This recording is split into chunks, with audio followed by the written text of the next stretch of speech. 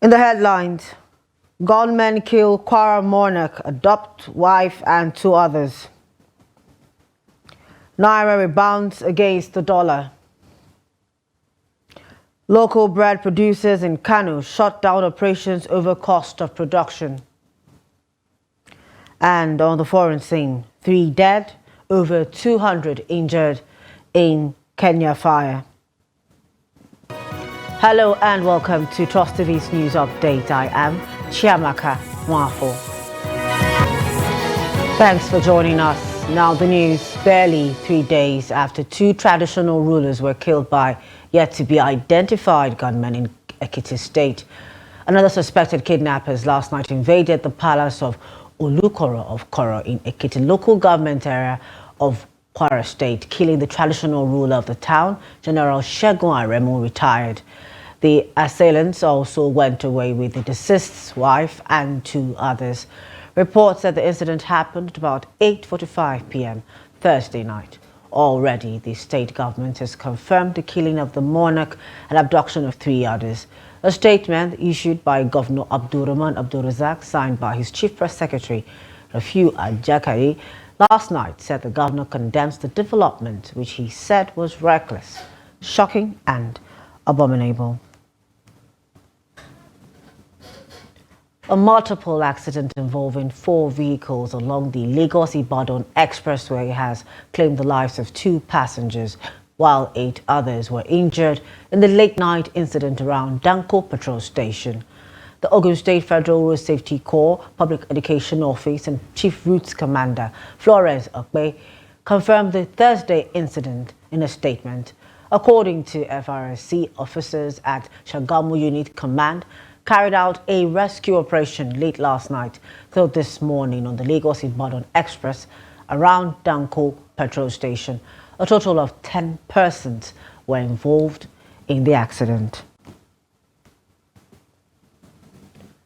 As part of efforts by commercial banks to beat deadline given by the Central Bank of Nigeria to sell all excess foreign exchange holdings, deposit money banks (DMBs) on Thursday made frantic efforts to offload their surplus dollar stocks.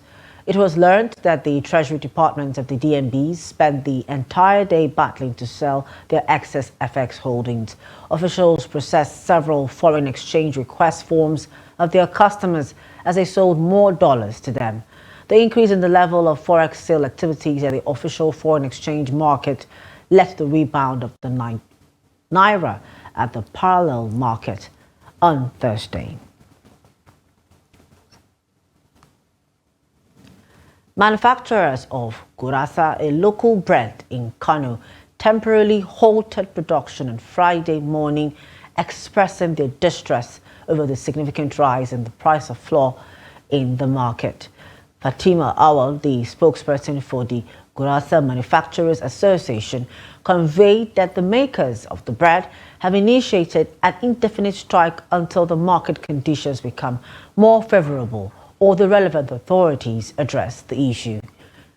Awal emphasized the unique challenges faced by many bread manufacturers, a significant portion of whom are single mothers responsible for supporting their families. The surge in flour prices is now posing a serious threat to their capital, putting their business at risk.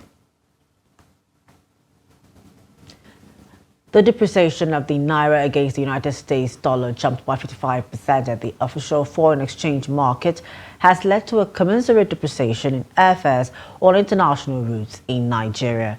The Naira had fallen from approximately 900 Naira to $1 to over 1,400 Naira to $1 on Monday after the FMDQ exchange, which records data of the nation's official exchange rate, reviewed its methodology for calculating the rate. The review came after the Central Bank of Nigeria accused foreign exchange dealers of reporting false figures. There was drama on Thursday at the premises of the Jos Central Bank as the ruling People's Democratic Party (PDP) in the state was missing from the ballot papers provided by the Independent National Electoral Commission (INEC) for the rerun elections.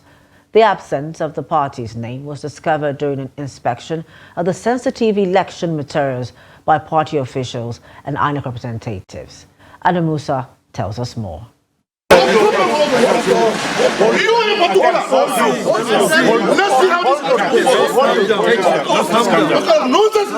The ballot papers displayed for the rerun at the CBN head office in Jos indicated that the PDP is not on the ballot, suggesting that the party is not participating in the elections. This development led to disagreement between members of the PDP and officials of the Independent National Electoral Commission at the inspection venue. John Akans, the State Publicity Secretary of the PDP, who was present at the inspection venue, expressed the party's dismay at the omission, stating that his party would not accept it. You are the problem of Plateau, and we have identified you. We have identified you, the commissioner in charge from national. Let's see how you are going to conduct this election. You are being our problem on the Plateau. Sit down there, and you either go back, or you do the right thing, or let's see how the election will hold. Don't take us for granted in this country. You have been opportune to hold positions, but you are perpetrating illegalities. Is that the oath of office you've taken? Is that what the Constitution says? Let's see how you do it. You meet us in the field. The INEC National Commissioner, Mohammed Haruna, while responding to the PDP's disagreement, explained why the party was removed from the ballot. The chairman of INEC made it very clear that in a rerun, the disqualified party, the candidate and the party cannot participate in that election. This is an established law. The Supreme Court had ruled about this in Labour versus INEC several years ago. And PDP in particular was a beneficiary of this several years ago, in many cases like this. So this was made clear. INEC is a law-abiding institution. We never ever flouted it. As soon as these things happened, that's why we called, as I told you, we called a meeting of political parties. They will all testify. The chairman, all the parties were there at that meeting in our head office, and we made this very clear. So, if the court, the PDP went to a court in Abuja, and the Federal High Court declined jurisdiction. So what that means is that the ruling by the Court of Appeal subsists. The State Interparty Advisory Council, while responding to the development, vowed that all political parties in the state will boycott the exercise if the PDP is not included on the ballot. It's either all parties participate in the elections or all parties will not participate in the elections. Because at the appeal court, the court said all parties to participate in the rerun elections. So we understand that one of us is not on the ballot paper. We therefore sat down as Interparty Advisory Council, all the political party chairmen on the plateau. We agreed that an injury to one is an injury to all. Therefore, if PDP is not participating, no political party is going to participate in the forthcoming elections on Saturday. INEC is conducting court-order rerun elections for the Jos North Senatorial District and Jos North Bassa Federal Constituency on February 3rd. Ado Musa, Trust TV News, Jos. Still staying with politics, but over in Bayelsa State, the Independent National Electoral Commission in the state is set to conduct the rerun elections on Saturday, February 3rd, 2024 for the Yenogwa Constituency 2 seat into the Bayelsa State House of Assembly in 7 units and 4 wards. State Resident Electoral Commissioner for the state, Obo Efanga, who stated this during a stakeholders meeting in Yenogwa, said both the sensitive and non-sensitive materials are with the Commission. Friday, Ebimobowe Peter reports. Obo Efanga said the Commission is only obeying the Court of Appeal judgment that set aside the March 2023 State Assembly election that saw the candidate Abga emerged winner. According to him, the rerun election is meant to determine the actual winner. What happened was that election was conducted in March of last year during the general elections, and a winner declared on the basis of the votes counted. But somebody went to the tribunal and eventually got to the Court of Appeal, which ordered that INEC should do a rerun election in 7 polling units. 7 polling units in that constituency, so as to effectively determine who the winner of that election is. And that is what we are planning to do. So on Saturday, we'll go and conduct election in 7 polling units. Why is this necessary? This is necessary because as of this moment, the person who originally was declared winner, whom the court has now said should step aside until this rerun is conducted, has a total of 4,971 votes. And the person that came second has a total of 4,593 votes. State Resident Electoral Commissioner REC assured stakeholders that necessary arrangements for the peaceful conduct of the election are already in place. The difference between the votes of these two candidates is 378 votes. And in these 7 polling units, they have total registered voters of 2,982. However, the total number of persons who have collected their PVCs there, who therefore are eligible to vote, is 2,828. So it means that theoretically and potentially, it is possible for 2,822 persons to vote in this rerun election, and how the votes could swing the victory in the election, because the margin of lead so far is only 378. The rerun election will be conducted in Unit 6 Teibiri, Unit 8 Okotiama Open Space, Unit 9 Igbelepere Open Space, Unit 10 Ayamabiri Open Space, among others. From Yenagoa, Friday, Ebimobowe Peter, Trust TV News, Yenagoa. We'll now move over to Jigawa State, where Governor Umar Namadi's administration is prioritizing youth empowerment, training over 250 individuals in hand pump repair and assembly through the Agency of Youth Empowerment and Employment. Here's that report. Equipped with comprehensive kits, the graduates receive automatic employment in their local government, supported by Governor Namadi's commitment to providing motorcycles for enhanced mobility. Today we are graduating 250 students who have been trained on repairs of hand pump, who are picked from across each and every ward in the local government. Now our objective is to ensure that we know that we have a good number of hand pumps across the state. And one major challenge we have is the repairs of these hand pumps. Therefore, we decided to train somebody from each ward, especially those that are hard to reach. Now, so that we train them for 3 months, and we give them a complete equipment. And in addition to that, we have asked the chairman of local government to buy a motorcycle to each and every participant, so that they will have a mobility to go to the nook and canaries of Jigawa State to ensure that all our hand pumps are working perfectly. The initiative not only advances skill development but also addresses unemployment, exemplifying the government's dedication to community services. As the empowered youth supported by motorcycles contribute to water pump maintenance, the positive impact on both the workforce and the water supply infrastructure is expected to be substantial.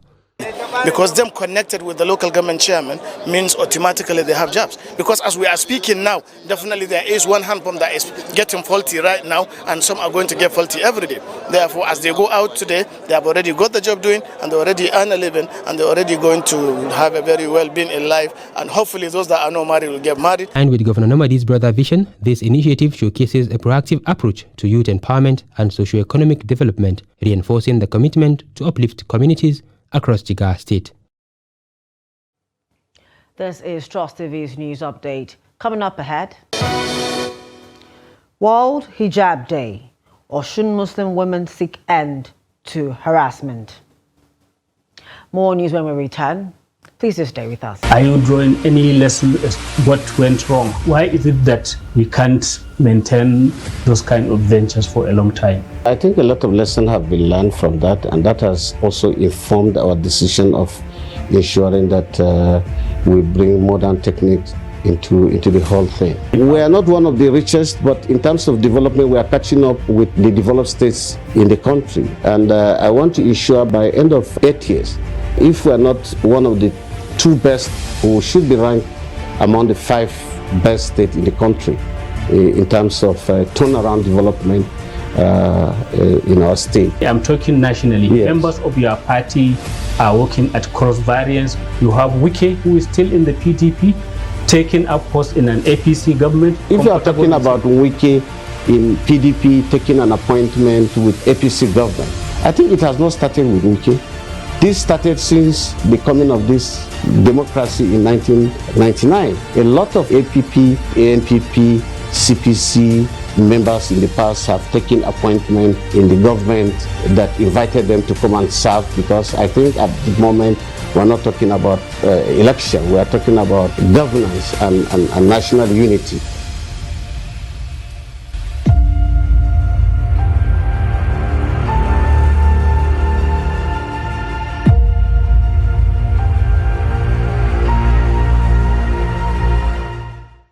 Welcome back, and if you're just joining us, this is a news update on Trust Television. Now let's take a look at some of our headlines. Gunmen kill Kwara monarch, abduct wife and 2 others. And Naira rebounds against the dollar. And more news. The Oyo State government on Thursday ordered the reopening of 23 schools in the Atiba, Afijio, Oyo East and Oyo West local government areas of the state, 10 years after they were shut down over land disputes. The state deputy governor, Bayo Lawal, who waded into the boundary crisis that culminated into the 10-year closure of the schools, said council chairmen would be held responsible should there be a breach of security. The deputy governor spoke at a stakeholders meeting held at the Western Hall Secretariat in Badon to fashion out ways of resolving the age-long land dispute. Lawal, who doubles as a chairman of Oyo State Boundary Committee, charged the chairman of Atiba, Afijio, Oyo East and Oyo West to ensure security and peace in their domains. As the World Hijab Day is commemorated across the globe, Muslim women in Nigeria are seeking an end to harassment of female Muslim women using hijabs in the country. In Osun State, Muslim women vow to resist any attempt to prevent use of hijab by female Muslims, especially in public schools and offices. Hamid Oyegbade has more. The Association of Osun State Muslim Women, comprising representatives of all Muslim associations in the state, insisted that hijab is part of dressing of female Muslims as ordained by Allah. They cautioned public school teachers to desist from harassing female students for wearing hijab on their school uniform, just as they advised those using hijab to wear it with the fear of Allah. All Muslim women are expected and should commit themselves not only to the use of hijab, but also live a gracious life to prove to the world that hijab is a symbol of humility in obedience to Allah's command. Hijab is a symbol of progress, not retrogress. It is a symbol of decency, not barbaric, and a symbol of piety, not arrogance. Allah subhanahu wa ta'ala ordained the use of hijab for every Muslim woman. Allah subhanahu wa ta'ala is an injunction of Allah subhanahu wa ta'ala that we should cover our head, we should cover our body in totality. We should cover our body in totality. Allah subhanahu wa ta'ala ordained us to cover our head to bosom, so that we will not be molested, we will not be relegated, we will not be relegated in the society. Yes, it's not a barrier because we have people that have succeeded in their different fields, and they are hijab, they are using hijab. We have doctors, we have engineers, we have business women, we have lecturers, you know, we have lawyers, we have judges who already succeeded in their different fields, and they are using hijab. Hijab does not cover their intellect, does not cover their intelligence. The theme of this year's World Hijab Day is Filled in Strength, aimed at showcasing hijab to the world as a symbol of modesty. Hamid Oyegbade, Trust TV News, Osogbo. In business, the federal government, through the Central Bank of Nigeria, has raised the exchange rate for cargo clearance from 952 naira to $1 to 1,356 naira to the dollar.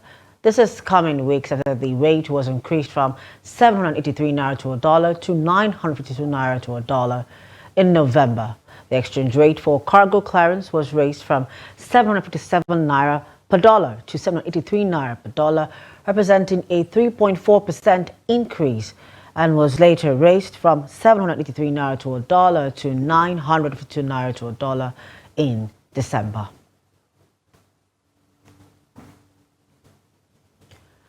Away from Nigeria, at least 2 people were killed and more than 200 injured in a massive fire when a truck laden with gas exploded in the Kenyan capital of Nairobi. A government spokesman said the inferno further damaged several vehicles and commercial properties, including many small and medium-sized businesses. Earlier, the Kenyan Red Cross had reported nearly 300 injured. The fire broke out Thursday night in the Embakasi neighborhood, southeast of the capital, Nairobi. And finally, in sports, the historic Suzuka Circus will host the Japanese Grand Prix until at least 2029 after signing a 5-year contract extension with Formula One. The track has seen opposition from Osaka, which had been interested in hosting a street race in the coming years. F1 President Stefano Domenicali said Suzuka was special. The Japanese race is moving to a new slot in April this year, having previously been held in the autumn. The move is part of F1's drive to become more sustainable. It is aiming to become net zero carbon by 2030. And with that, we've come to the end of our news at this hour. Before we go, do not forget to follow us on our social media platforms for more news, documentary, and programs. I am Chiamaka Nwafo. See you at the top of the hour. Myself and the news team, thanks for watching.